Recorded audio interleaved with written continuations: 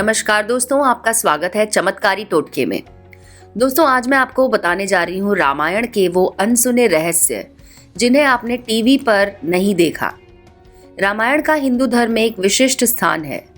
मनुष्य जाति के जीवन और उनके कर्मों का विशेष प्रकार से रामायण में विवरण है। इसमें भगवान राम और देवी सीता के जन्म एवं जीवन यात्रा का वर्णन है। हम में से अधिकांश लोगों को रामायण की कहानी पता है, लेकिन इस महाकाव्य से जुड़े कुछ ऐसे भी रहस्य हैं जिनके बारे में लोगों को जानकारी नहीं है। आज हम आपके सामने रामायण से जुड़े ऐसे ही रहस्यों को उजागर करेंगे। मान्यता है कि मूल रामायण की रचना ऋषि वाल्मीकि द्वारा की गई थी, लेकिन कई संत और वेद पंडित इसके बारे में कहते हैं कि तुलसीदास, संत एकनाथ, इन्होंने भी कुछ अन्य संस्करणों की रचना की। हालांकि प्रत्येक संस्करण में अलग अलग तरीके से कहानी का वर्णन किया गया, लेकिन मूल रूपरेखा एक ही है।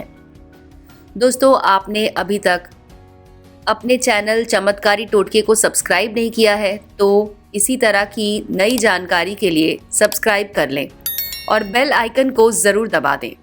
भगवान शिव ने ताड़कासुर का वध किया अपने पिनाक नामक धनुष से। कुछ समय बाद अपने प्रिय शिष्य परशुराम जी को उन्होंने वो धनुष दे दिया। परशुराम जी ने राजा जनक के पूर्वजों को ये धनुष पूजन करने के लिए दे दिया। एक बार राजा जनक के महल में परशुराम जी पधारे। उसी समय मां सीता, जो मात्र 3 वर्ष की थी, पूजन करने के लिए महल के मंदिर में आई थी। राजा जनक और परशुराम जी आपस में बात कर रहे थे। तभी अचानक परशुराम जी का ध्यान छोटी सी सीता जी पर गया। सीता जी ने एक हाथ में प्रचंड पिनाक नामक धनुष को उठा लिया और दूसरे हाथ से धनुष स्थल की साफ सफाई करने लगी। उस बचपन में वो धनुष, जो कई करोड़ मनुष्य एक साथ मिलकर नहीं उठा सकते थे, ऐसे उठा रखा था जैसे कोई कमल का फूल हाथों में हो। परशुराम जी समझ गए कि ये पर ब्रह्मा श्री राम की नित्य शक्ति हैं। उन्होंने जनक से कहा था कि महाराज, अपनी पुत्री का विवाह केवल उस पुरुष से करना जो इस शिव धनुष पिनाक को उठा सके और उस पर प्रत्यंचा चढ़ा सके। परशुराम जी जानते थे कि संसार में केवल 2 लोग ही इस धनुष को उठा सकते हैं, एक स्वयं शिव और एक श्री राम। तो इसे एक लीला कह लें या फिर खेल। स्वयंवर की शपथ यही थी कि शिव धनुष को उठाया जाए और प्रत्यंचा चढ़ाई जाए, जिसे मां सीता खेल खेल में रोज उठाकर खेलती थी। उस धनुष का अंतोत्व गत्वा किसी से उठना संभव नहीं हुआ। श्री राम ने धनुष भंग करके अपनी नित्य शक्ति श्री जानकी जी के साथ परिणय किया। लक्ष्मण, जो 14 वर्ष के वनवास में कभी नहीं सोए। जी हाँ, श्री राम और सीता माता के वनवास के समय लक्ष्मण ने उस जंगल में रहते हुए अपने भाई और भाभी की रक्षा करने के लिए 14 साल तक नींद नहीं ली। एक बार जब श्री राम और सीता सो रहे थे, तब लक्ष्मण को निद्रा देवी ने दर्शन दिया। उन्होंने अपनी भाभी अर्थात सीता माता और भाई की रक्षा के लिए 14 साल तक नहीं सोने की इच्छा व्यक्त की।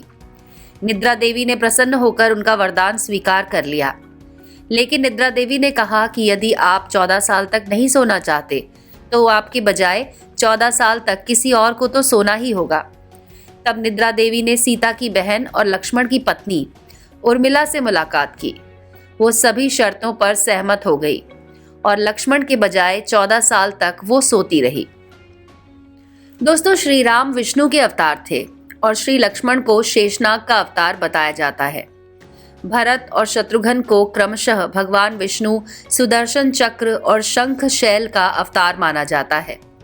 वाल्मीकि रामायण और रामचरितमानस रामायण में लक्ष्मण रेखा के प्रकरण का वर्णन नहीं है। राजा दशरथ की एक पुत्री भी थी जिनका नाम शांता था। वो सबसे बड़ी थी। उनकी माता कौशल्या, अंग देश के राजा और रानी, एक दिन राजा दशरथ को मिलने आए थे। उनकी कोई संतान नहीं थी। राजा दशरथ को उन पर बहुत दया आई और उन्होंने अपनी पुत्री को संतान के रूप में उन्हें सौंप दिया। गायत्री मंत्र में 24 अक्षर होते हैं और वाल्मीकि रामायण में 24,000 श्लोक। रामायण के प्रत्येक 1000 श्लोकों के बाद आने वाला पहला अक्षर गायत्री मंत्र का है। ये मंत्र इस पवित्र महाकाव्य का सार है।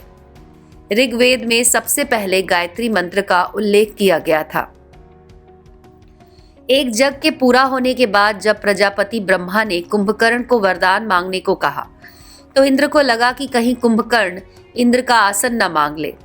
इसीलिए इंद्र ने सरस्वती को कहा कि वो उसकी जीभ पर बैठ जाए। कुंभकर्ण ने इंद्र आसन की जगह निद्रा आसन मांग लिया। 6 महीने सोएगा और 6 दिन जागेगा। वानर सेना ने जो पुल बनाया था वो बहुत पुरानी कहानी है, लेकिन नासा के वैज्ञानिकों द्वारा जिस पुल की खोज हुई वो रामायण के मुताबिक बना हुआ पुल है, जिसे आदम पुल कहा जाता है। रावण को पता था कि वो कैसे मारा जाएगा। उसने आत्मसमर्पण करने से इनकार कर दिया था। वो जानता था कि अगर श्री राम लक्ष्मण आम इंसान है तो वो जीत जाएगा, अगर वो देवता है तो उनके हाथों मारा जाएगा। श्री राम द्वारा लक्ष्मण को मृत्यु दंड भी दिया गया था। श्री राम के पास जम देवता चर्चा करने आए। उन्होंने श्री राम से कहा था, अगर कोई व्यक्ति हमारे बीच में आकर बोलेगा तो आप उसे मृत्यु दंड देंगे, और इसके लिए लक्ष्मण को द्वार पर खड़ा कर दिया गया। इतने में ऋषि दुर्वासा श्री राम को मिलना चाहते थे और लक्ष्मण ने उन्हें रोका। वो श्राप देने लगे तो लक्ष्मण को अंदर जाना पड़ा। इसी कारण श्री राम को मृत्यु दंड देना पड़ा। लक्ष्मण ने उस समय जल समाधि ली, और जब सीता ने पृथ्वी के अंदर समाकर अपने शरीर को त्याग दिया था, उस समय श्री राम ने सरोवर नदी में समाधि लेकर पृथ्वी लोक का त्याग कर दिया था। दोस्तों, आपको कैसा लगा हमारा ये वीडियो? कमेंट बॉक्स में जय श्री राम जरूर लिखें। धन्यवाद।